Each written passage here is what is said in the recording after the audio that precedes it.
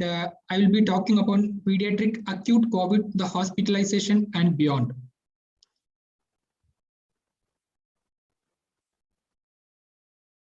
So my talk will be based upon the available guidelines at present, which include the Ministry of Health and Family Welfare, the Government of India guidelines, the Kerala government guidelines, and institutional protocol from AIIMS and PGI. So what are the indications for hospitalization? So we learned from Shaji sir that this is a severity-based classification of COVID. So the asymptomatic or the mild will be managed at home, right, and the severe category will be hospitalized. So the moderate is nothing but the child has tachypnea according to the WHO definition, and the saturation is between 90 to 94. It is more than 90%. And severe illness will be frank pneumonia, that is tachypnea with signs of increased respiratory efforts like grunting, severe retractions, and the saturation less than 90%. And a few proportion of them will have ARDS, sepsis, septic shock, etc. So these two groups will be hospitalized.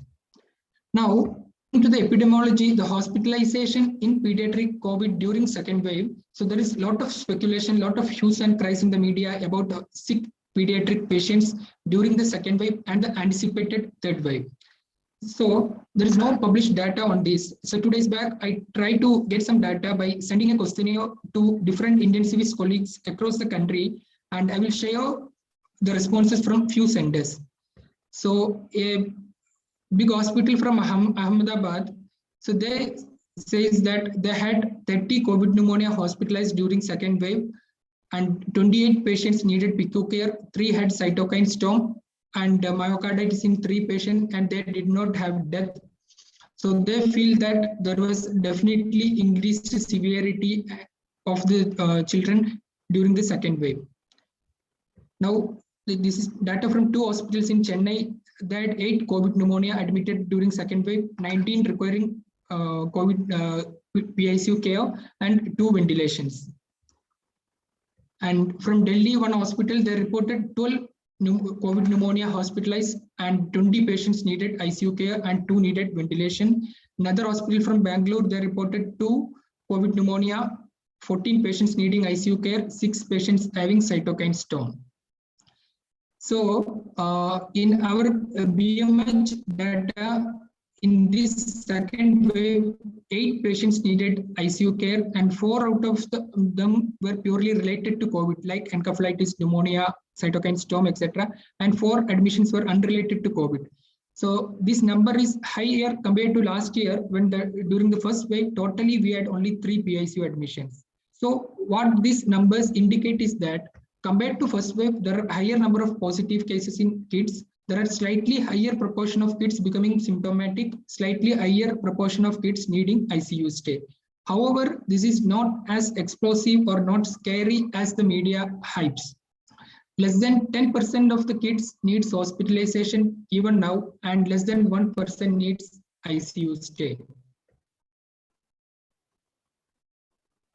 So this the data I showed is only of acute COVID and does not include MISC.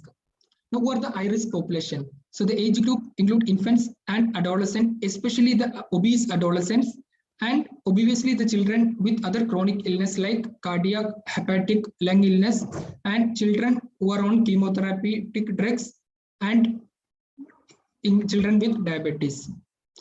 Now, I will show you 3 cases. I will give a brief description of the 3 cases which we had managed last month.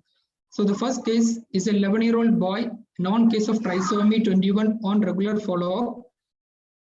He did not have any congenital heart disease. He complained of fever for 6 days and breathlessness for 2 days. There was no history of COVID contact. On examination, he was obese. His BMI was 28, and respiratory system, he had bilateral crepitations.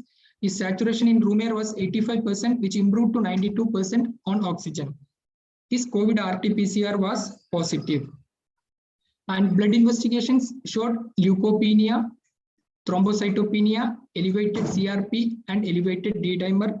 And his X-ray at admission showed bilateral hazy lung fields and heterogeneous opacities. So this is the first case. Now there is another case was a 13-year-old girl, previously well child, presented with fever for 5 days, altered sensorium for 2 days, and 2 episodes of seizure. And multiple household members were COVID positive during the same time. On examination, she had encephalopathy, her GCS was low, and she had positive meningeal signs. Her COVID RT-PCR was also positive, and blood investigations showed leukopenia with elevated liver enzymes. So the further course we'll be discussing at the end of the talk. Oh, this is another 13-year-old boy, again a previously well child, presented with fever for 4 days, after which he was febrile for 4 days. Again, he had fever for high-grade spiking fever for 3 days, and he presented with this complaint to us.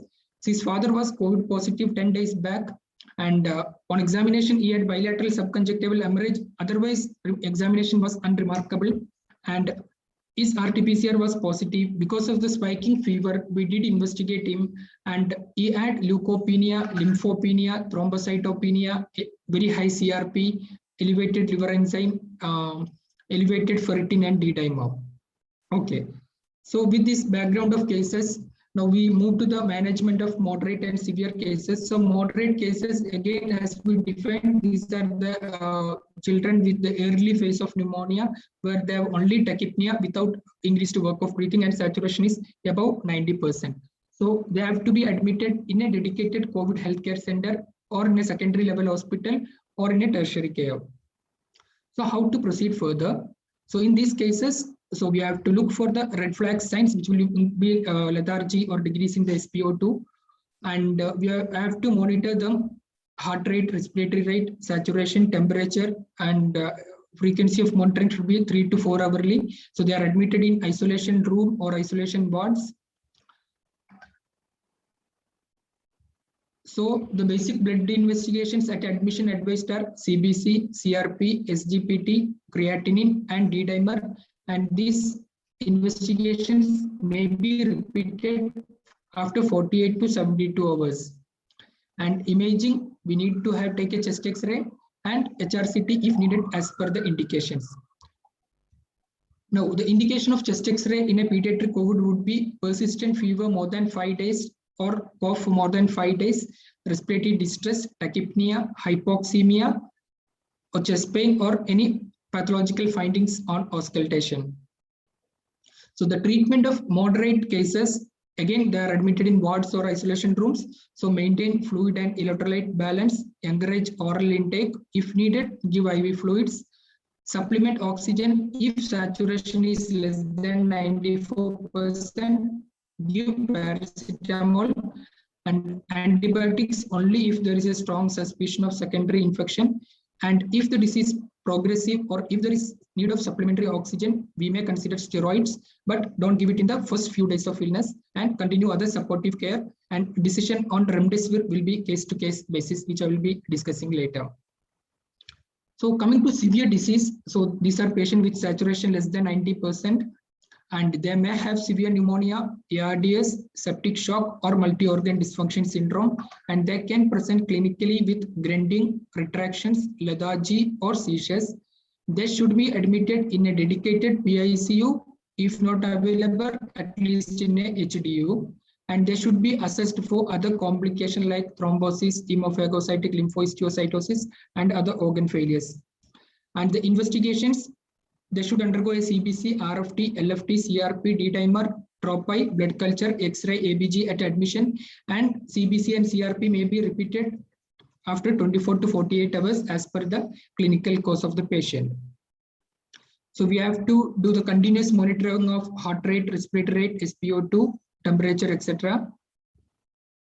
Now, what are the concerns for intensivist in a sick pediatric COVID patient admitted?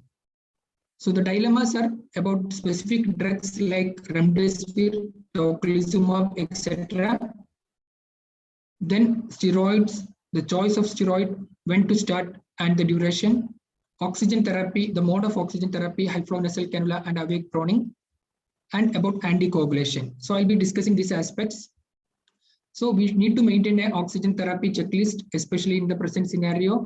So we may use low flow devices like prongs or mask, or high flow devices like a Venturi or high flow nasal cannula based upon the clinical scenario of the patient and the work of breathing of the patient.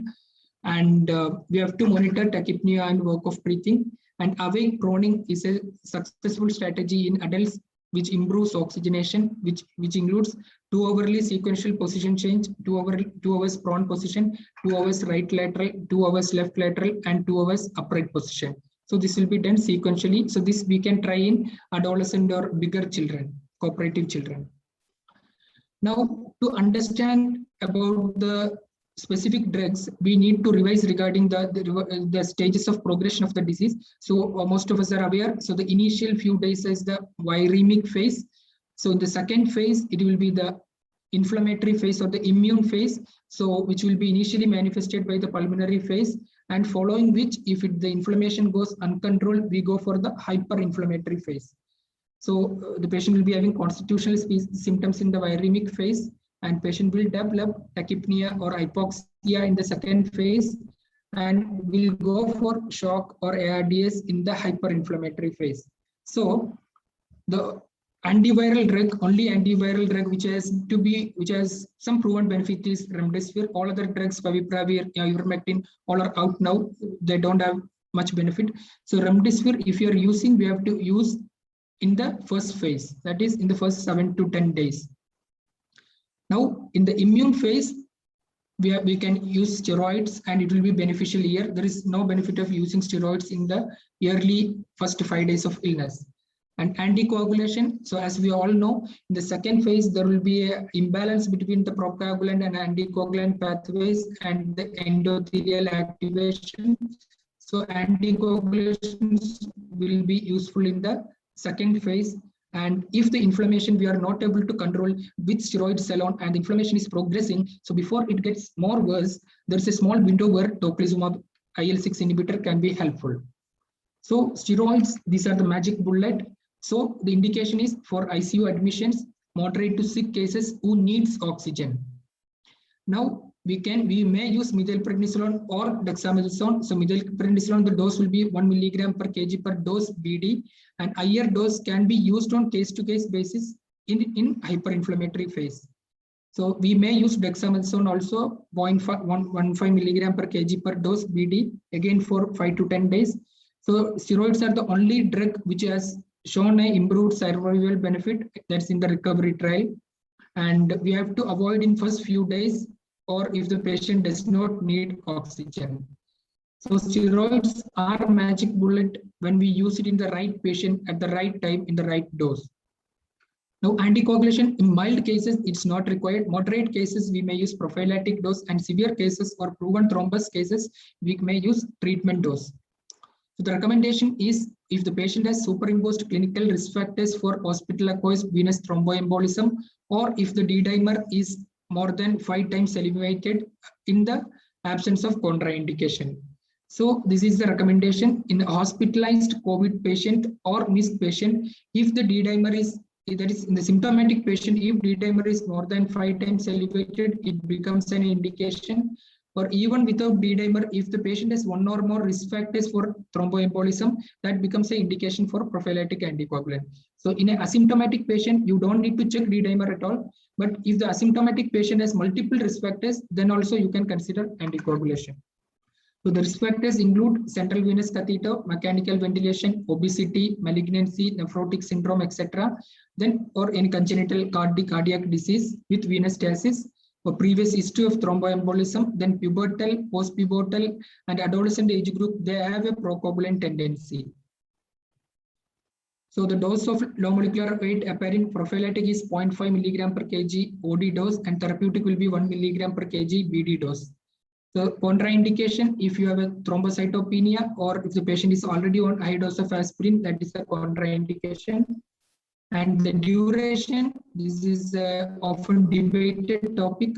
So presently, the recommendation is you continue till discharge and check the D-dimer at discharge. If it is normal, then you can stop it. And if there is markedly elevated D-dimer level at discharge, or if the patient has other risk factors persisting for thromboembolism, you may continue it for 2 to 3 weeks, which is the adult practice. Now we come to remdesivir. So the indication is moderate to severe and critical disease, that is pneumonia, patient needing oxygen, who are admitted within 7 to 10 days from the symptom onset, who are still in the viremic phase. So there is no data in children, but it has been it can be used under emergency use authorization. So the contraindications are liver dysfunction and severe kidney injury. So dose is pediatric dose is 5 milligram per kg on day 1, followed by 2.5 milligram per kg once daily for 5 to 10 days. Ceiling dose will be the adult dose, that is 200 milligram on day 1 and 100 milligram on subsequent days. So one trial, this is ACT trial, which was a randomized control trial with a reasonably good number of patients, showed decrease to time to recovery in hospitalized patients with COVID, but there was no mortality benefit as such, and there was no any benefit shown in Solidarity trial by WHO. So coming to tocilizumab, so it is an IL-6 inhibitor. So indication is only in severe and critical disease, preferably within 24 to 48 hours of admission, who have progressive symptoms and increased inflammatory markers, that is skyrocketing CRP and IL-6 level despite steroid, and we have excluded bacterial, fungal or tubercular infection because it can predispose to infections. So it is to be used in a very narrow window where the patient is on HFNC and NIV, or the patient has not got to ventilation. In ventilated patients, it can be harmful because of secondary infection. So the dosage is 8 milligram per kg, infusion over 4 hours. So in one trial, EMBACT trial, in the population, the study population was COVID pneumonia who were hypoxic but not ventilated. So in that trial, it reduced the likelihood of progression to ventilation, but again, there was no survival benefit. So what are the other manifestations of COVID in PICU?